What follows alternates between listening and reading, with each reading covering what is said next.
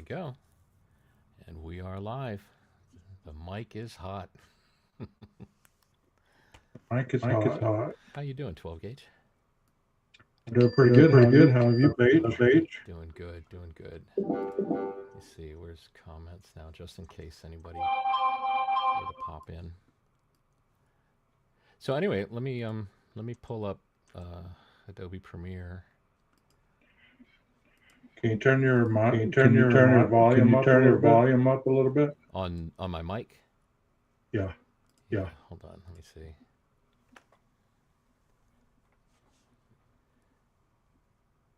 Hey, Annie Roller, thank you for being here. Who's here? Annie. Annie, are you okay? Are you okay, Annie? Leslie is here. Merry Christmas, Leslie. Leslie in the house. Testing 1 2. Testing. That's not peaking, is it? Is it crackly or? That's good. Good to see you guys. So anyway, this was I just recently figured out how to get the sound. Man, my mic is slowly dipping. The sound from Adobe Premiere to come through Streamyard. So that's what this is all about. Merry Christmas, Annie. Merry Christmas, Leslie. Merry Christmas, you guys. Merry Christmas, 12 gauge. And a partridge in a pear tree. Right. So, okay, let me go full screen with Adobe Premiere. So this is one of the first things I just want to test to make sure that the sound is coming through. But this was one of the first things that I thought was kind of cool because I'd only ever done difference mode with nighttime footage. So this is difference mode with daytime footage. And so basically the way this works is that, okay, so there's a reference frame. Here's where the reference frame starts. It's coming up here. Okay, so this is where a new reference frame starts. So the reference frame, it's basically a still frame taken from that moment right there. So this is at 6:52:24. Actually, let me try this too. I can do this. So the reference frame, still frame of 6:52:24, just because there's nothing happening in the image. That's what I was looking for. And then I superimpose that over the live, not live, but the footage playing at the same time. So there's two things that you're seeing: a still picture from this point in time, overlaid with the moving image, and then set to difference mode. So if there's nothing different between the still image and the video playing, it's going to look just dark like this. And this isn't full 100% mix with difference mode. That's why you can actually still see some of the image. I decided, what did I set this at? I think I set the difference mode to, wait, which one is it? This one, 80%. See, it's over here, 80%. So, okay, let me go to where that frame starts.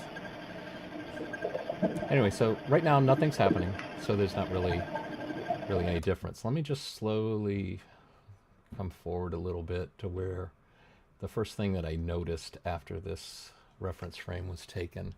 Just kind of cool. And doing it in this mode, I think it helps you to notice things that you might have missed. Like, see the light in the window of the house directly across? So I'm just going to play from this point. 6:57:25 is where this is.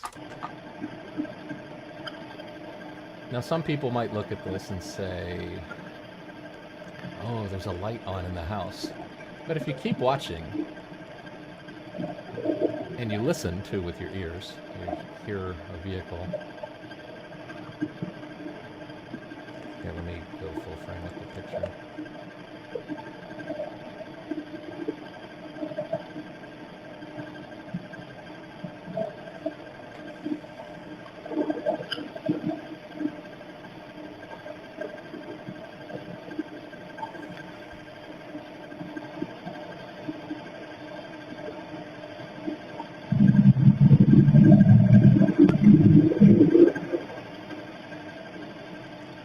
What the hell is that? So far, very uneventful. Hold on. I think you should see it in a second. You should see that there's a car coming down Queen. I wonder too, tell me if this quality, right now it's stretching the image to fit the screen. If I set this to 100%, that should be the highest quality without, you know, expanding, but for now, we'll keep it unfit. Does it look a little sharper?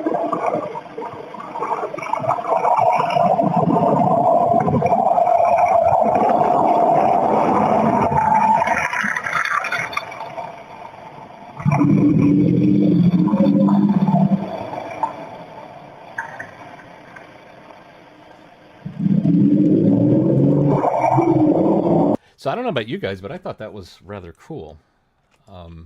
You know, difference mode allows you to see only what's different, you know, from that reference frame. Now I've got the audio. I was messing with the audio too to try and use a compressor to crank it up.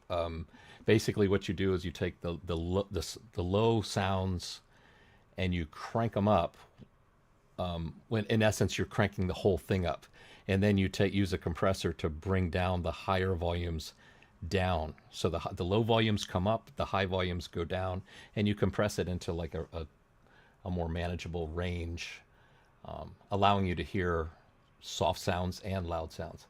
Now here's something that happens around. Oh, okay. This looks like this is where the next clip starts at 7 a.m.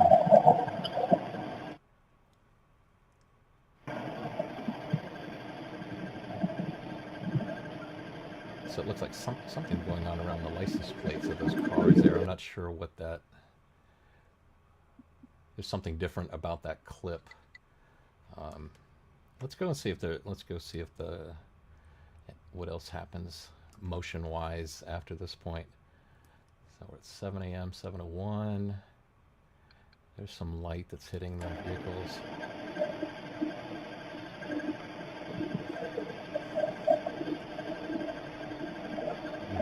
Put this on 100%.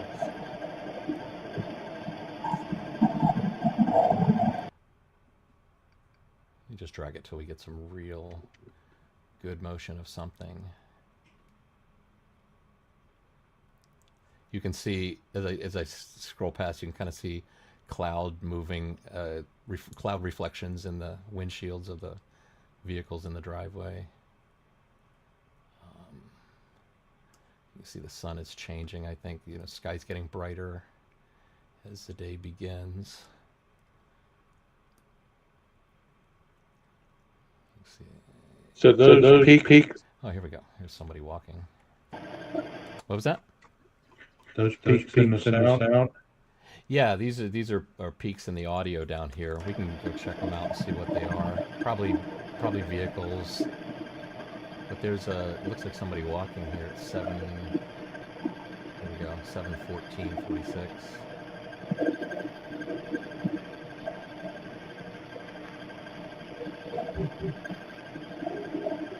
So again, it's really kind of a simple concept. It's comparing a still picture of this scene to moving, overlay them, set it to difference, and you see what's different. You see the difference. And then of course I keep the clock is just cropped out so that you can still see it. Because if you don't do that, then the difference mode messes up the clock. You can't tell what time things are happening at. All right, so that was a person walking. You want to show the video? Which video is that? We're not able to see what you're describing. Oh, what do you mean, with the clock, regarding the clock? Yes. Yeah. So basically what I've done, this is the bottom layer here. I should have made them different colors. If I hide the top 2 layers, that's just the raw video on the bottom layer here. And then the top layer is the same exact video, but with the cropped clock. Okay, so the top layer is really doing nothing but showing the clock clearly. If we go without the clock, we have the bottom layer, and then we have the same layer again on the second, on V3 here, if you can see the V3, I turn that layer on. That's set to difference mode. So now this is just the actual video with the still. I'm sorry, V3 is the still image set to difference mode. But you can see without that layer I put on the very top, the clock is kind of useless for trying to figure out what time things have happened. Because you can see the only thing that's different from the original frame I started with are the numbers that have changed since that time. And, you know, the seconds ticking off. So basically I put the clock cropped on there so that you can see that. We can go check out what this peak is right here.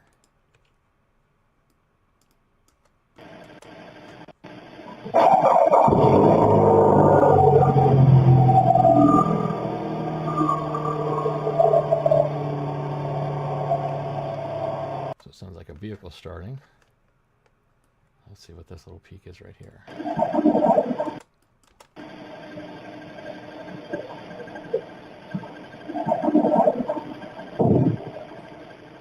Car door. Soon car door.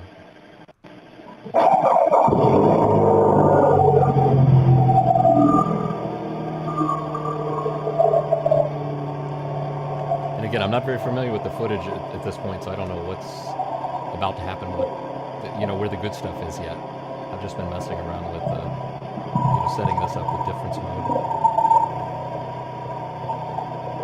So I wonder if this car that we just heard start, if we eventually see it. I'm going to scroll forward slowly.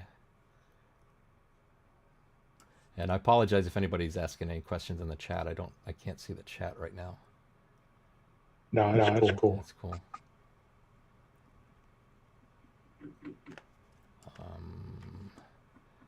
Don't see any vehicle.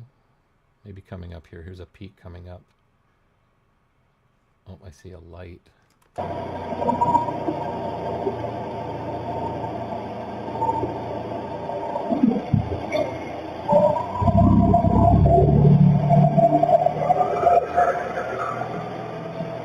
Looks like a PT Cruiser.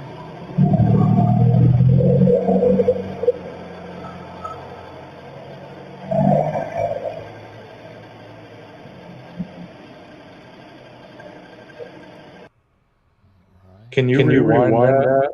Yeah. Make the screen bigger. Oh, okay. Yeah, So yeah. we can see the vehicle.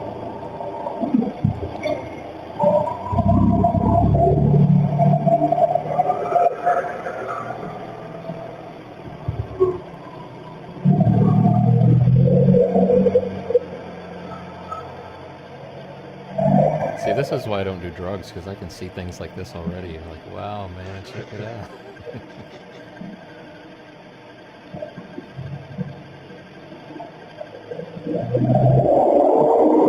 So let's see if he goes up with Lenta. We need to go Taylor. Must have taken Taylor.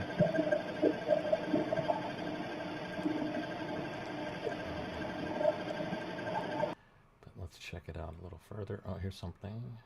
Backing up, backing up.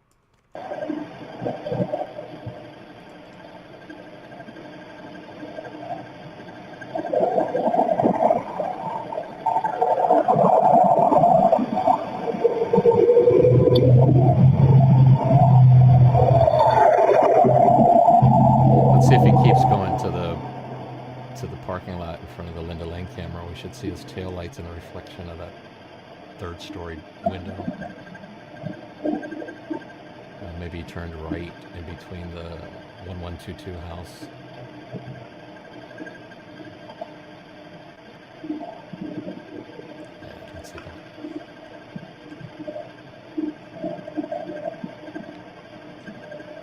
Yeah, I'll scroll forward a little bit. Merry Christmas to everyone in the chat. Okay, here's the guy returning from his walk, I guess.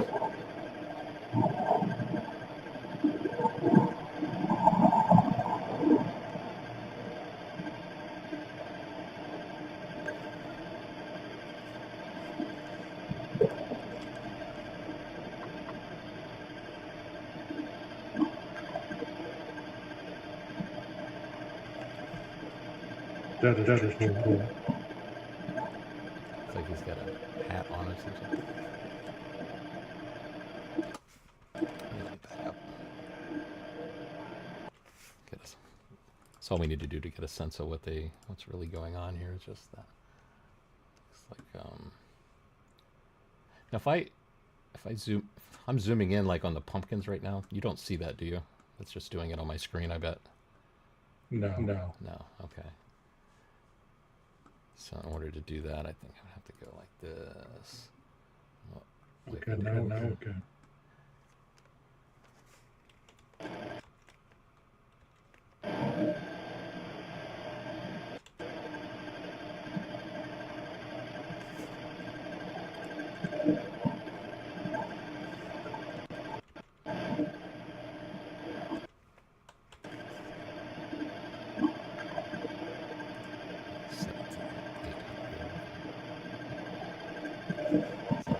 Center it up.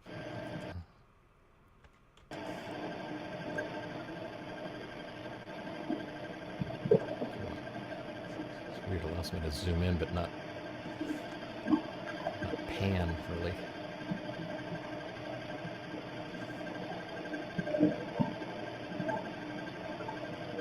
Wait, there's got to be a way to pan while I'm doing that. See, it allows me to point, I can set my mouse and then just sliding up and down and be able to zoom in straight in. Or I can use these sliders, I bet. Where's the... Let's go back to fit.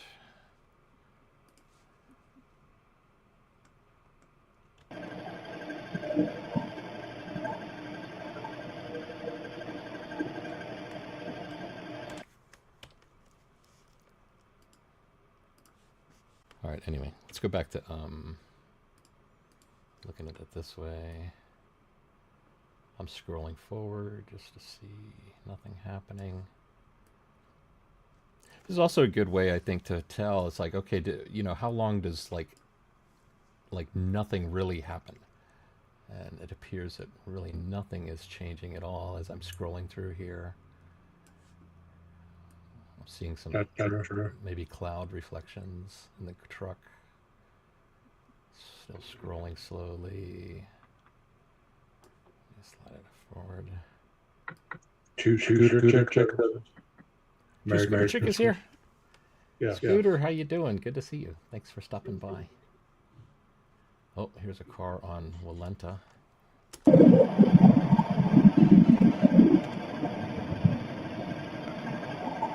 Oh, let's go back. Uh-oh, I'm getting a phone call. Okay, who can name this sound effect for my phone ringer? Okay, let me mute for a second. You know who this is going to be on the phone. We sure do. Hold on. Hello, everybody in the chat.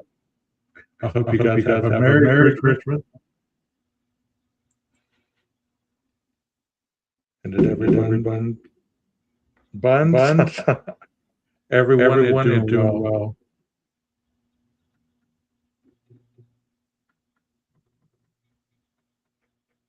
I'm using these headphones. I'm not used to them.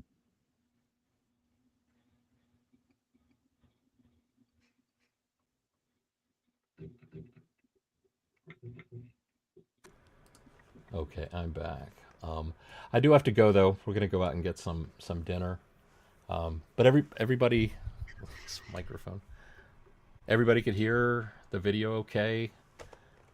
Picture looks okay. Yes. Yeah. Scooter, what is going? Maybe we can do this later on. Yeah.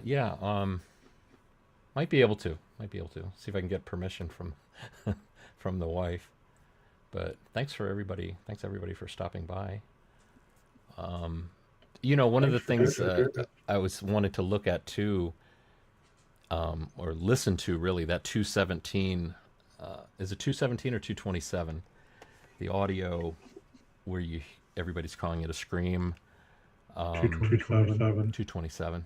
The because I wanted to show you what I did to kind of make sure that I understood how the audio compressor in this program works.